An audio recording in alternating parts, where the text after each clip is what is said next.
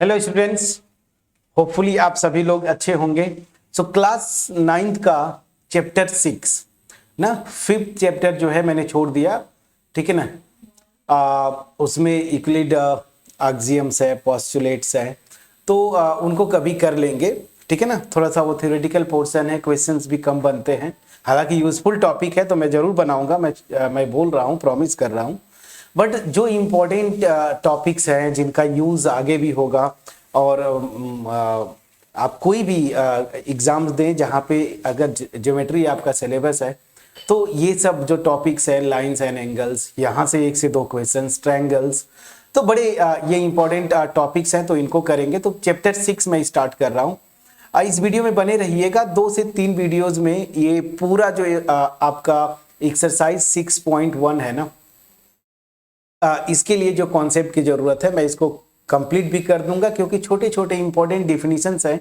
और मेरा मोटिव केवल 9th नहीं, बहुत सारे मेरे जो सब्सक्राइबर्स हैं हायर मैथ्स में भी, उनका भी ये डिमांड बहुत पहले से था ज्योमेट्री पे, तो उनके लिए भी बेनिफिशियल हो। तो 2 से 3 पार्ट में, क्योंकि इंपॉर्टेंट डेफिनेशंस कॉन्सेप्ट्स हैं, उनको करेंगे। इस वीडियो में बेसिकली हम क्या बोले, कोलिनियर पॉइंट्स, एंगल्स और एंगल्स के जो इंपॉर्टेंट 4 या 5 टाइप्स हैं वो कवर करेंगे। तो वीडियो में इन तक बने रहिएगा। और ये जो 3 और 4 वीडियोस आएंगी ना थ्योरी पे, बिफोर एक्सरसाइज 6.1, इनको डिटेल में आप देखिएगा, ताकि आपका जो ज्योमेट्री में देखिए रिजल्ट्स इंपॉर्टेंट है समझना। तो रिजल्ट्स अगर क्लियर हैं तो फिर ज्योमेट्री के क्वेश्चंस को आप कर पाएंगे, और रिजल्ट्स अगर क्लियर नहीं है, याद नहीं है, तो फिर आप इसमें थोड़ा सा स्ट्रगल करेंगे, ठीक है। एनीवेज, सीधी सी बात है। लाइन की अगर मैं बात बोलूं तो ये जैसे देखिए लाइन है। अब ये ऑब्वियस सी बात है, इनफाइनाइट लेंथ की लाइन भी हो सकती है। मैंने ऐसे जस्ट आपको दिखाने के लिए ऐसे लाइन को मैंने रिप्रेजेंट किया, बट ये इनफाइनाइट लेंथ की लाइन होगी इनफैक्ट। तो एनीवेज, ये मान लीजिए एक लाइन है, तो लाइन बताने का इंपॉर्टेंस मेरा नहीं है। इस पे बेस जो लाइन, सेगमेंट, रे, फिर इसको यूज करके एंगल्स डिफाइन करेंगे, वो इंपॉर्टेंट है। फोकस करते हैं यहाँ पे। सो ध्यान दीजिएगा, अगर ये लाइन है, ठीक है ना, तो लाइन सेगमेंट क्या होता है? तो लाइन सेगमेंट ना इस लाइन का एक पार्ट होता है जो कि 2 पॉइंट से मिलके बनता है। ये चीज याद रखिएगा, ये एक लाइन है ना, तो लाइन सेगमेंट क्या होगा? इसका एक पार्ट होगा। और देखिए यहाँ पे मैंने ए और बी, यहाँ पे देखिए डार्क, ये ग्रीन, ये तो इस लाइन का ये पार्ट है ए बी, इतना पार्ट है ये देखिए ए बी, यहाँ पे आपको दिख रहा होगा, ठीक है ना। इसको हम क्या बोलते हैं? Line segment. तो लाइन सेगमेंट क्या होता है? उस लाइन का एक पार्ट, कोई भी गिवन लाइन है उसका एक पार्ट होगा जिसके 2 पॉइंट्स होंगे, एक इनिशियल एक फाइनल पॉइंट ना। तो जैसे यहाँ पे ए बी, तो देखिए इसी को मैंने काट के अगर मैं निकाल दूं तो यहाँ पे ये ए बी आया ना, यही मेरा क्या है, इसको क्या बोलते हैं? Line segment. तो लाइन सेगमेंट क्या है? पार्ट है एक स्ट्रेट लाइन का या लाइन का। फिर यहीं पे रे, अक्सर आप देखेंगे ना रे टर्म यूज होगा इस एक्सरसाइज में।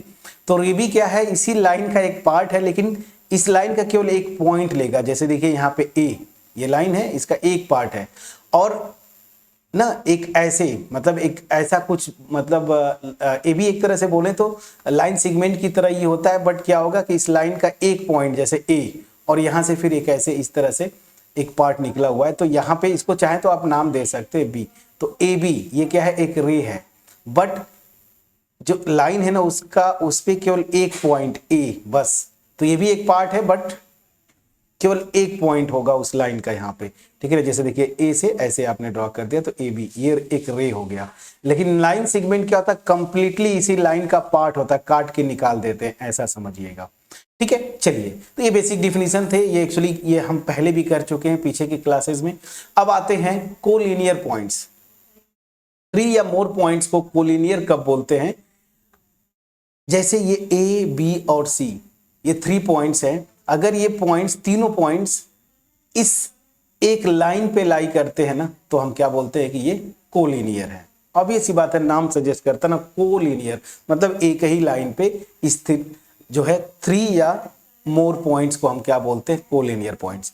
अब अगर यही पे ये पॉइंट्स यहाँ पे हैं, अगर जैसे मान लीजिए फॉर एग्जांपल ए यहाँ पे होता, बी यहाँ पे होता और सी यहाँ पे चला गया, तो ये सी जो है इस लाइन के बाहर चला गया ना, तो उस केस में ए बी सी कोलिनियर नहीं होंगे, तो फिर उस केस में क्या बोलते हैं, ये नॉन कोलिनियर है। समझ में आ गया? चलिए, तो कोलिनियर भी पॉइंट्स का भी डिफिनीशन हमने सीख लिया। एक लाइन पे स्थित हो, बस ऐसे समझिएगा, और अगर एक लाइन पे ना हो तो ऐसे पॉइंट्स को क्या बोलते हैं, नॉन कोलिनियर। ठीक है, तो ये बेसिक डिफिनीशन था जो कि हम आगे यूज करेंगे, कभी कभी क्वेश्चंस में भी यूज होगा, प्रूव करेंगे वहां पे भी यूज होगा। अब आते हैं एंगल, जो मेरा मेन मोटिव है, यहां से क्वेश्चंस बनते हैं, चाहे आप 9th की बात कर लीजिए अपने होम एग्जाम की, या फिर कोई भी कॉम्पिटिटिव एग्जाम की बात कर लीजिए। तो चलिए यहां पे आते हैं एंगल। तो एंगल क्या होगा, अगर ऐसे देखें तो टू रेज, मतलब क्या हुआ ना, ये देखिए टू रेज हैं, इनका एक जो पॉइंट फिक्स है, ओ से ओरिजिनेट हो रहे हैं, एक ये और दूसरी ये।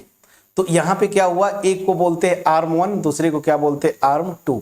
तो जब एंगल की बात करते हैं तभी होता है, कब बनता है, जब दो रेज एक कॉमन पॉइंट से ऐसे ओरिजिनेट हो, ठीक है ना। इस कॉमन पॉइंट को क्या बोलते हैं, वर्टेक्स, और इन दोनों को क्या बोलते हैं, उस एंगल का आर्म्स। तो जैसे मैंने लिखा आर्म 1 आर्म 2, आप इसको उल्टा भी कर सकते थे, इसको आर्म 1 बोल देते, इसको आर्म 2, वो फर्क नहीं पड़ता। बट इंपॉर्टेंट क्या है कि एक पॉइंट से ये ओरिजिनेट होना चाहिए, ठीक है ना। ठीक है, इनको आर्म्स बोलेंगे, और ये मेरा एंगल क्या हो रहा है, फॉर्म हो रहा है, जिसको हम क्या बोले, एक्स। ठीक है, और ओ को क्या बोलते हैं, ये जो कॉमन पॉइंट है ना, इसको वर्टेक्स, जहां से ये ओरिजिनेट हो रही है। ठीक है, तो एंगल ये हो गया, एंगल का सिंपल सा डिफिनीशन। अब एंगल्स के टाइप जो इंपॉर्टेंट है, टाइप्स ऑफ एंगल्स। ठीक है, तो जो 4 टाइप के बार बार हम यूज करेंगे ज्योमेट्री में, 4 नहीं बेसिकली 5, क्या क्या, एक्यूट एंगल, ठीक है ना, फिर right angle, obtuse angle, straight angle, और रिफ्लेक्स ऑफ अ एंगल। ठीक है ना, ये देखिए, ये मैंने एक एक करके एक्सप्लेन किया है, इसको फिर से मैं एक्सप्लेन बोल रहा हूं ग्राफिकली, बट मैं यहां पे आपको एक्सप्लेन करता हूं। देखिए, ये आप जानते हैं एक्यूट एंगल क्या होगा, ऐसा एंगल, ठीक है ना, जिसकी वैल्यू, यहां पे मैंने ए लिखना चाहिए था, ठीक है, ऐसा एंगल जो कि 0 से 90 डिग्री के बीच में हो। फॉर एग्जांपल, जैसे थीटा को मैं 60 डिग्री ले लूं, या फिर 30 डिग्री ले लूं, या फिर 45 डिग्री ले लूं, या 75 डिग्री ले लूं, तो ये सब के सब वैल्यूज क्या हैं, 0 से 90 के बीच में है। ये इंपॉर्टेंट है, ऐसा एंगल जिसकी वैल्यू जो है ना 0 से 90 की, या जिसका मेजर 0 से 90 के बीच में होता है, उसको क्या बोलते हैं आप, एक्यूट एंगल। ठीक है, तो यहाँ पे देखिए मैंने एक्यूट एंगल लिख के उसका रेंज भी लिख दिया, 0 से 90 के बीच में। तो जैसे 60 हो जाए, 30 हो जाए, 45, 75, इस तरह से ये सब के सब एंगल्स क्या है, एक्यूट एंगल्स हैं। 15 डिग्री ले लीजिए, वो भी आ जाएगा, 10 डिग्री ले लीजिए, 5 डिग्री ले लीजिए, मतलब इस रेंज में आना चाहिए, 0 से 90 के बीच में। तो एक्यूट एंगल ये पहले से भी आप जानते हैं, बट फिर भी मैं यहाँ पे एक बार बता दे रहा हूं, ताकि आगे कहीं से जब भी मैं कोई टर्म आए तो आपको कंफ्यूजन ना हो। राइट एंगल तो आपको बताना नहीं, ऐसा एंगल जिसका मेजर जो है 90 डिग्री हो, उसको हम क्या बोलते हैं, राइट एंगल। अब आते हैं ऑब्ट्यूस एंगल। ऑब्ट्यूस एंगल क्या होता है, 90 से 180 के बीच में। तो जैसे थीटा की वैल्यू आप ले लीजिए 100 डिग्री, फॉर एग्जांपल मैं बोल रहा हूँ 105 ले लीजिए, ठीक है ना, आप 135 ले लीजिए, ठीक है। अच्छा एक मिनट, थोड़ा सा नीचे लिखूंगा तो आपको दिखेगा, 135 ले लीजिए, ठीक है ना। तो 90 से 180 के बीच में होना चाहिए, ये चीज ध्यान रखिएगा। तो ऐसे एंगल को आप क्या बोलते हैं, ऑब्ट्यूस एंगल। ठीक है, तो एक्यूट एंगल 0 से 90, right angle 90 degree, obtuse angle 90 से 180 के बीच में। अब ऐसा एंगल जिसकी वैल्यू जो है या मेजर 180 हो जाए, उसको क्या बोलते हैं, स्ट्रेट एंगल। तो देखिए स्ट्रेट एंगल, ये एंगल डी, मैं हर एक का नाम दिया हूं। ए एंगल एक्यूट यहाँ पे, उसका रेंज ये, बी ऑब्वियस ही बात है 90 डिग्री, सी जो एंगल मैंने लिया वो 90 से 180 के बीच में है, तो इसको हम क्या बोलते हैं, ऑब्ट्यूस एंगल।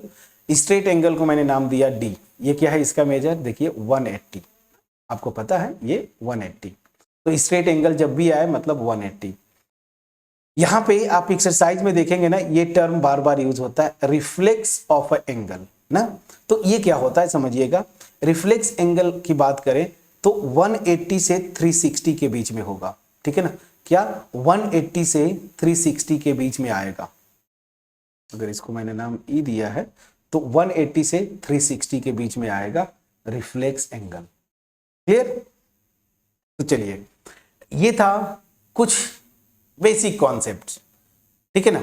तो यहां पे मैंने जो बोला एंगल, फिर एंगल के ये 5 टाइप्स जो है, एक्यूट एंगल 0 से 90 के बीच में, right angle 90 degree, obtuse angle 90 से 180 के बीच में, स्ट्रेट एंगल 180, और रिफ्लेक्स एंगल क्या होता है? ऐसा एंगल जिसकी वैल्यू 180 से 360 के बीच में आए, ठीक है ना। जैसे आप बोलेंगे 270 डिग्री ना, तो ये भी रिफ्लेक्स एंगल का टाइप है, ठीक है।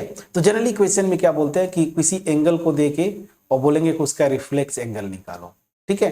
तो जैसे ये वाला एंगल अगर दे दिया कुछ, ये x, इसकी कुछ वैल्यू दे दिया, तो इसका रिफ्लेक्स पूछेगा। तो ये चीज याद रखिए कि अगर एक पॉइंट है, ठीक है ना, और फॉर एग्जांपल मैं यहां से इस पॉइंट के अबाउट, ये एक रे है, इसको पूरा घुमाते घुमाते घुमाते घुमाते यहाँ पे आ जाते हैं ना, तो ये पूरा टोटल कितना होता है? 360 डिग्री। ये तो आपको पता है। अगर यहाँ से एक रे है, ये मान लीजिए वर्टेक्स में ले रहा हूँ, फिक्स पॉइंट जिसको, तो इसी के अबाउट रोटेट कर रहे हैं, इसको रोटेट करके ऐसे रोटेट करके आप यहाँ तक आ गए, तो ये मेरा एंगल का मेजर क्या होता है? 180 डिग्री। वही मैंने बोला है स्ट्रेट एंगल। और पूरा रोटेट कर देंगे तो कितना हो जाएगा? 360 डिग्री, ठीक है। तो ये बेसिक पार्ट था मेरे ख्याल से, अगर जरूरत पड़े तो इसको आप यूज कर लेंगे। तो सीधी सी बात है, acute angle, right angle, obtuse angle, और स्ट्रेट एंगल और रिफ्लेक्स एंगल। तो ये बेसिक था। मैं छोटे छोटे पार्ट्स में ये कॉन्सेप्ट बताऊंगा ताकि आप बोर भी ना हो, और चीजें थोड़ी सी आपको जहां पे जितनी जरूरत है वो। तो यहां से आपको एंगल्स के जो मेजर टाइप्स हैं, 5 टाइप्स, वो आपके पास पहुंच गया। ये मेरा मोटिव था। नेक्स्ट वीडियो में हम लोग, जो अक्सर मैंने देखा है स्टूडेंट्स को थोड़ा सा कंफ्यूजन, कॉम्प्लीमेंट्री एंगल और सप्लीमेंट्री एंगल, तो इस पे मैं शॉर्ट मतलब छोटे में ही वीडियो बना दूंगा आपको। सो कॉम्प्लीमेंट्री एंगल और सप्लीमेंट्री एंगल नेक्स्ट वीडियो में होगा। हालांकि ये चीजें आपको पहले से भी पता है, मेरे ख्याल से मैक्सिमम लोगों को पता थी। 1-2 टर्म अगर छोड़ दीजिए, रिफ्लेक्स वाला थोड़ा कम टर्म यूज होता है। एक्यूट राइट एंगल और ऑब्ट्यूस, ये तो क्लास 7-8 से ही हम करना सीख जाते हैं। स्ट्रेट एंगल और रिफ्लेक्स एंगल में भी ये नया रहा हो तो रिफ्लेक्स एंगल को याद रखिए 180 से 360 के बीच में, ठीक है। चलिए, तो मिलते हैं नेक्स्ट वीडियो में, जहां पे कुछ और एंगल्स के टाइप्स तो नहीं, लेकिन जो टर्म्स एंगल्स को लेके, जैसे कॉम्प्लीमेंट्री एंगल, सप्लीमेंट्री एंगल्स, और भी आगे कुछ टर्म्स आएंगे तो उनको हम डिस्कस करेंगे। अगर मेरा यहाँ पे एफोर्ट जो है थोड़ा सा बस रिकॉल में कर रहा हूं, मैं कुछ नया नहीं बताया, अगर थोड़ा सा भी आपको बेनिफिशियल लगा हो या थोड़ा सा अलग लगा हो, वीडियो को लाइक करिएगा, फ्रेंड्स के साथ शेयर करिएगा, चैनल पे अगर नए होंगे चैनल को जरूर सब्सक्राइब करिएगा। तो मिलते हैं नेक्स्ट वीडियो में, तब तक अपना ख्याल रखें। Thank you so much friends for watching my videos.